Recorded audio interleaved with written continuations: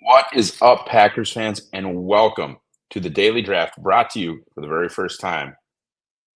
Well, always brought to you by Badger State Brewing, but we actually have a Badger State beer in hand. So very excited. Their flagship beer is called Brewski, BRW Ski. Jet Ski's got just a little bit of lemon. I gotta tell you, it's enjoyable. I'm at the beautiful Legacy Hotel, just a stone's throw away from Badger State. One last time, guys, come out to the draft party tonight, 4 o'clock. Andy Herman going to be hosting the Pack a Day podcast happy hour from 4 to 5:30, and then I'm taking you all the way home.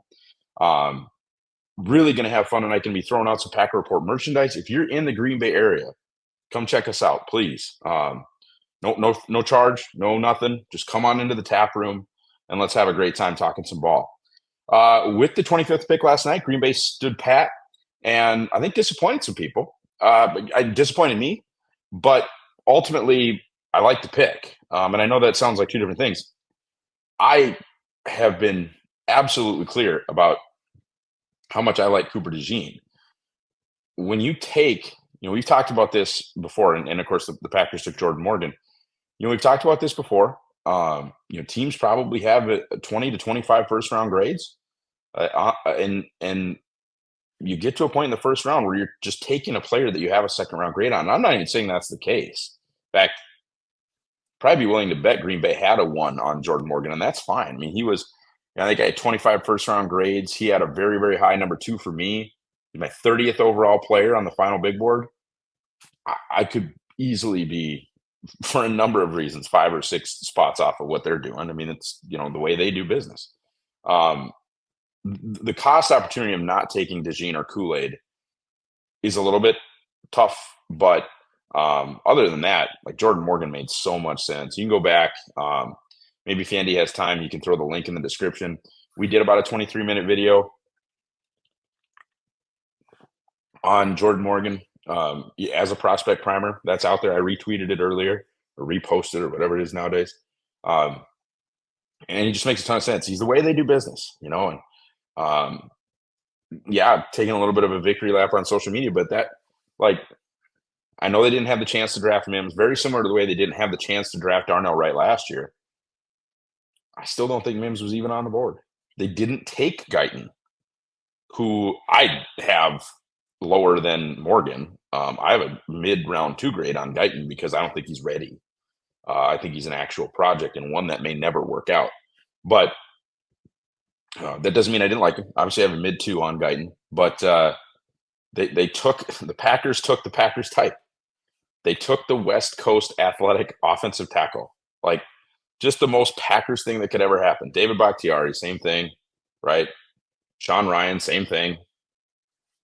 And not all the offensive linemen that they take, obviously, are from the West Coast, but they love the West Coast. Rodgers, Matthews, Adams, Love, Bakhtiari, between the Mountain West and the Pac-12, rest in peace, Pac-12, so many Packers have come from those two conferences, and Packers rank highly. And I think I'm not going to do the work, but a simple study into the number of players in the league from that conference, and then the percentage of guys, the Packers have taken in the top 4 rounds, I would guess it's high, right? I would guess that they let, like West Coast guys more than others, getting more guys, Kenny Clark, right? Dayton Jones. Some of them work out, some of them don't. Kevin King.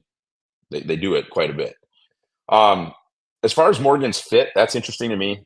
Came out and gave him number 77. He wore 77 in college. And I joke around a lot about, jersey numbers and stuff. And to me, it is important a little bit, I always like when guys get to wear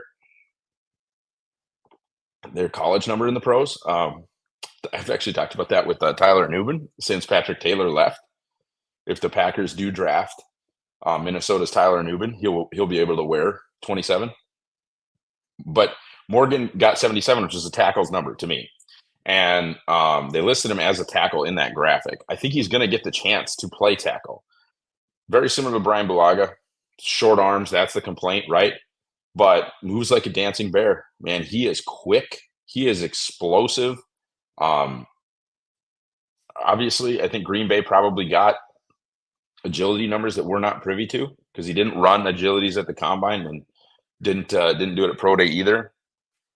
But you just watch him play, and I mean, I would be blown away if he didn't hit their short shuttle and three cone. Like you watch him cut guys off on the backside of zone, he is quick as a cat, and I think doesn't get the respect he deserves for run blocking. But the last 2 years, 3 sacks and three quarterback hits allowed in 2 years, and he tore his ACL at the end of 2022. Was ready for the 2023 season. He played the full year, both years. Gave up 3 sacks and three quarterback hits. Elite pass protector, elite athlete. He is just like I said last night. I mean, he's just the most Packer. He's the most Packersy Packer that ever Packer. Jordan Morgan is just what they do. Um, and I'm sure Andy went super far in depth on Jordan. Again, we've gone 23 minutes on Jordan. If you want to go watch that. So as a little, excuse me, as a little treat, I'm actually going to kind of look forward into what I would do. We'll actually do the mock thing. PFF allows you to load in what has already happened, which is cool. And I don't know if I'll necessarily do it here, but um, if I'm the Green Bay Packers, I will just say this. I personally, even though if you look at the Packers big board, I mean, Cooper's at the top of the Packers big board pretty easily. But um, if I am the Green Bay Packers, I am doing anything and everything that I can to make sure. Just checking the Packers big board here for those that are going with me. Even though some of these guys like Johnny Newton's available, right? And honestly, there aren't that many guys available ahead of McKinstry. I'm just doing anything and everything that I can to get Kool-Aid McKinstry or Cooper DeJean on the team. We've now reached a point in the draft where it's not that expensive to move up anymore. I don't know what the Bills are going to do here at 33. I think it's going to be a wide receiver. They just lost Stephon Diggs. So starting at like pick 34, I'm going to just really quick here bring up like the Rich Hill trade chart. And I know some of this is kind of rough audio if you're on the podcast side. But if we're just talking about pick 34 on the Rich Hill side, that's worth 175 points. Pick 41 is worth 146.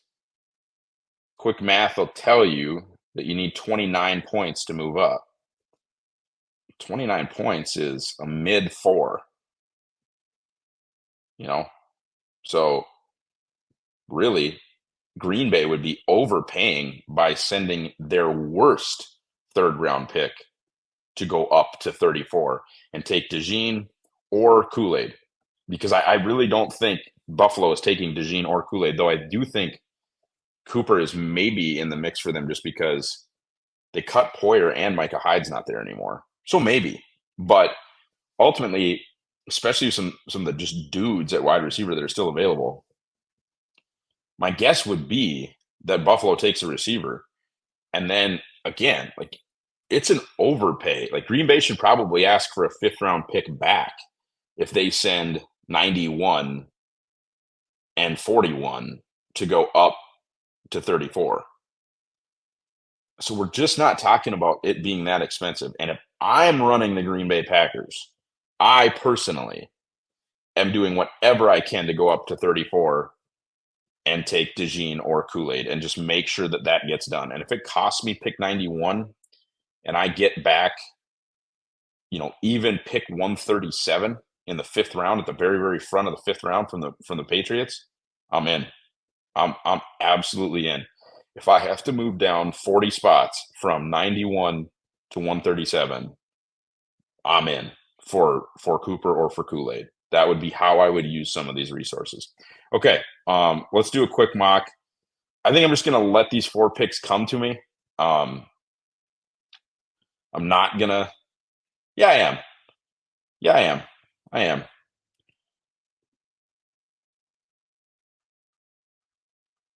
So, um,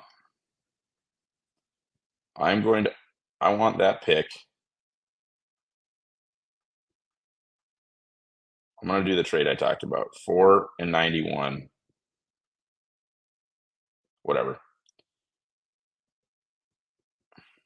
Give me a 2025 round 5 then if you think it's that much of a what just happened? I'm sorry. This is bad. Uh, oops. This is bad video, bad podcasting, bad all of it. Let's try this one more time.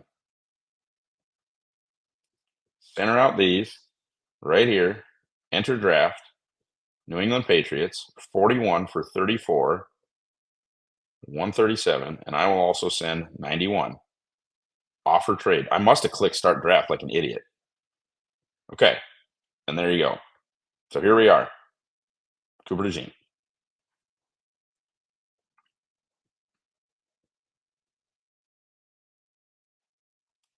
Chris Jenkins.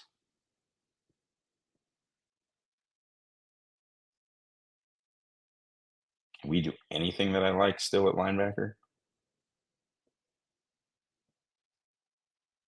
Cedric Gray.